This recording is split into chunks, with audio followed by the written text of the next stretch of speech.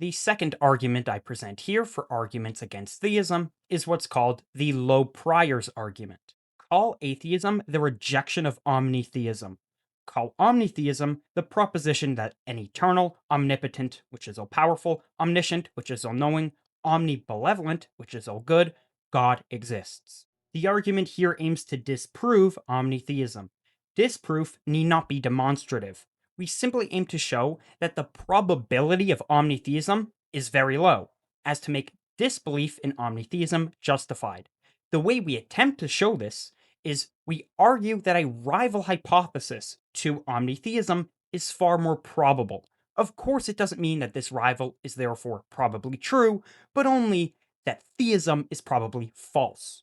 The low priors argument aims to show that theism has a very low prior probability, and that therefore, if the evidence for God, not intrinsic to the hypothesis, is ambiguous or lacking, then it's not the case that the posterior probability of theism is on a middle ground, but rather that it is very probably false, making atheism probably true.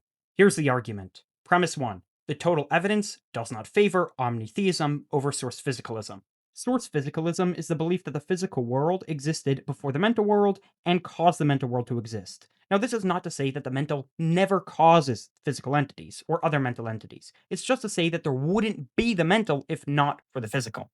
Premise 2. Source physicalism is far more intrinsically probable than omnitheism, from which it follows source physicalism is far more probable than omnitheism, from which it follows omnitheism is very probably false, from which it follows atheism is very probably true.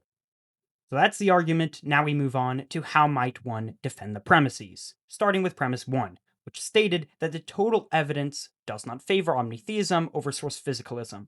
Now, we've already done a global worldview comparison between theism and naturalism in the previous video on a summary of Graham Oppy's book, The Best Argument Against God. If you haven't seen that, I recommend checking that out. This is more than self-promotion. What the previous evaluation showed was that the total evidence does not favor theism to naturalism. But if this is true, now we have a good defense of the first premise that the total evidence doesn't favor omnitheism over source physicalism for a lot of the same reasons, but we will add additional reasons here. The first addition concerns the fallacy of understated evidence. I'm pretty sure this fallacy was coined by the philosopher Paul Draper.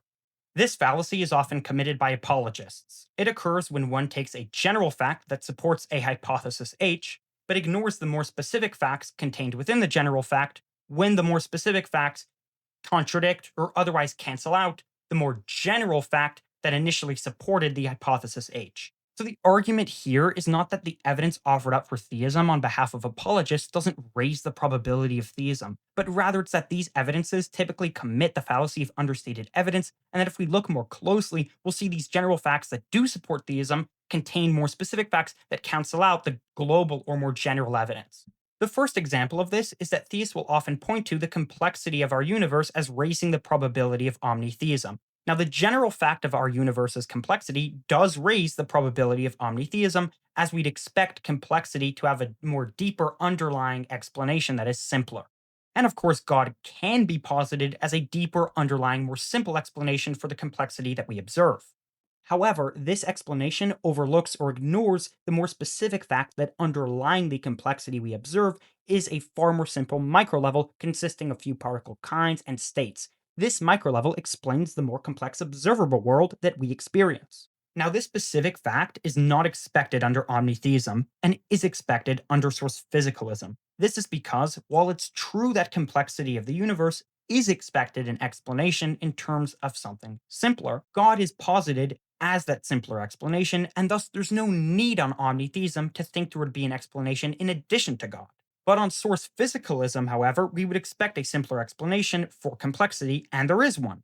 Thus, if apologists only take the general fact of complexity, they're committing the fallacy of understated evidence because, as we've seen when we take in addition to the general fact the specific facts of complexity, that the conjunction of these two things is more expected under, say, source physicalism than it is under omnitheism.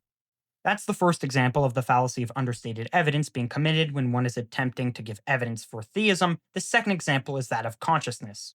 Yes, the general fact of consciousness is more likely given theism than source physicalism. But there are more specific facts present here, like our conscious states, our personality, and the apparent unity of self being almost entirely dependent on physical brain states.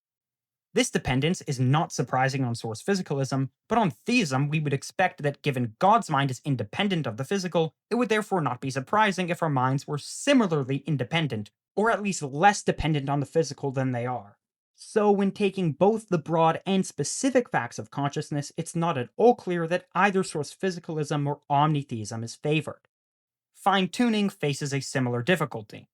While fine tuning in general is more expected on omnitheism than on source physicalism, the specific facts about life or lack thereof of creatures allegedly for whom fine tuned parameters were made is not what you would expect given omnitheism. Take, for instance, the fact that our universe is not teeming with intelligent life and seems hostile to it. The fact that humans are self centered, aggressive primates prone to kill, rape, torture, and make bad arguments for God. The fact that most living things appear to languish for a significant portion of their life.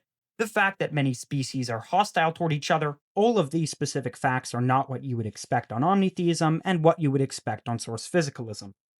Additionally, if you take the general fact that most humans are moral agents who have religious experience, both these things seem to be better predicted on omnitheism than on source physicalism. However, the specific fact that there's a large array and frequency with which moral agents are subject to easily avoidable conditions that prompt morally bad behavior that severely limit agency and autonomy of countless human beings, this is surprising on omnitheism and not source physicalism.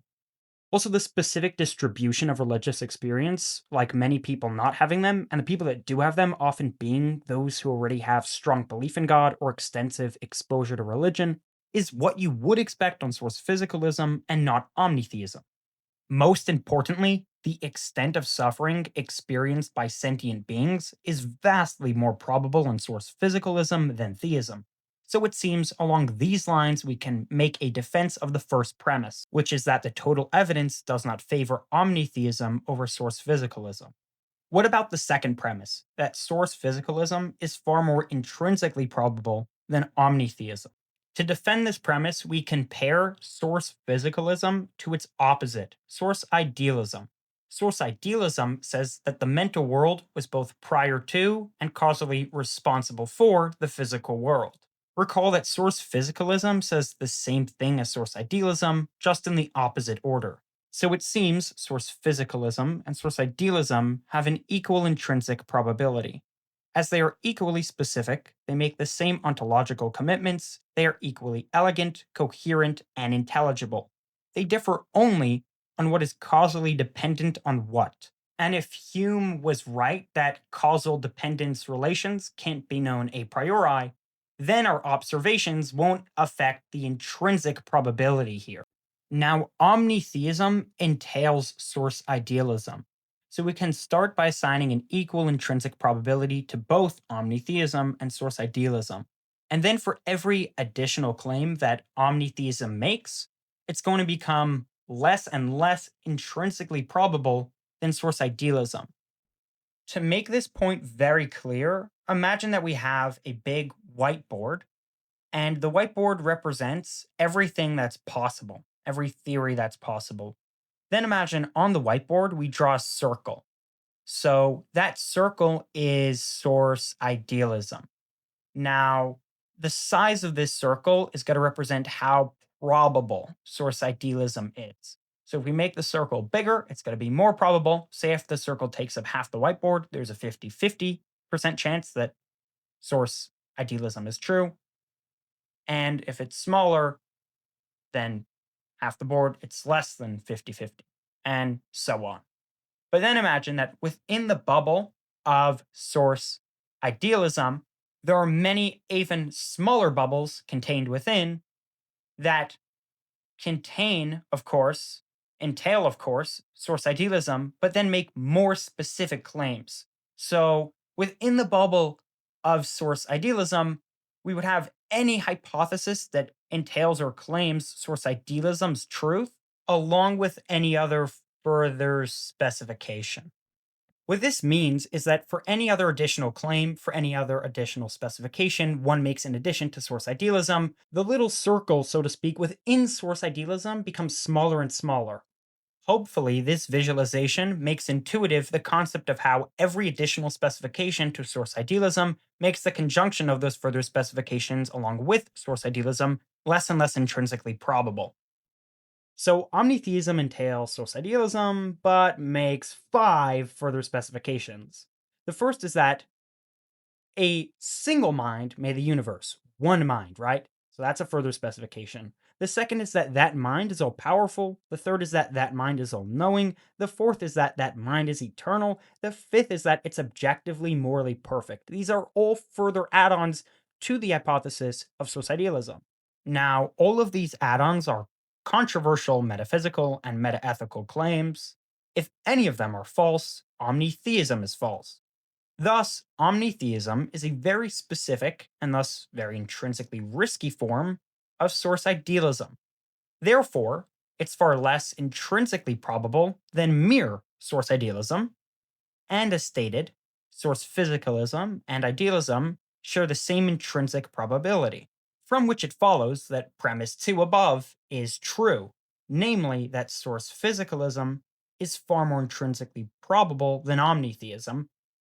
So we've justified both premises, the first one being that the total evidence doesn't favor omnitheism over source physicalism, the second being that source physicalism is far more intrinsically probable than omnitheism, from which it follows source physicalism is far more probably true than omnitheism, from which it follows omnitheism is probably false, from which it follows, and which we will conclude with, atheism is probably true.